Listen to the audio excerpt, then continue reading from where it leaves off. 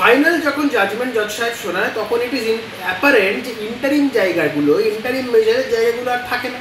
তখন final relief নিয়ে আলোচনা হয়, যে মূল প্রেয়ারটা শুভেন্দুবাবুর ছিল সেটাকে অ্যাড্রেস করা হয়। যারা আনন্দ উল্লাস করবেন বলে ভেবে রেখেছেন, যারা আনন্দ করবেন, মাংস ভাত খাবেন, মন দিয়ে শুনুন। 15টা মামলা রাজ্য সরকার যেগুলো শুভেন্দুবাবুর বিরুদ্ধে করেছিলেন সেগুলোকে সর্বৈব খারিজ করেছে হাইকোর্ট, ওয়াশ করে দিয়েছে। বাদবাকি 4-5খানা এফআইআর সেগুলো ইনভেস্টিগেশনের ক্ষেত্রেও রাজ্য সরকারের উপর আস্থা রাখেনি হাইকোর্ট। এসআইটি ফরমেশন করে দিয়েছে, এসআইটি করে বলেছে সিবিআই এবং রাজ্য প্রশাসন তারা যৌথভাবে ইনভেস্টিগেট করবে। রাজ্য প্রশাসনের উপর আস্থা রাখলে সিবিআইকে নিয়ে জয়েন্টলি সেখানে এসআইটি হতো।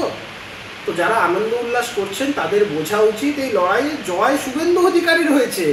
তারা কি আদতে শুভেন্দু অধিকারীর এই বিজয়ের জন্য তারা আনন্দ উল্লাস করছেন? করলে করুন, কোনো বাধা নেই। বলুন, তাহলে আমি 1 প্যাকেট মিষ্টি আপনাদের পাঠিয়ে দিচ্ছি।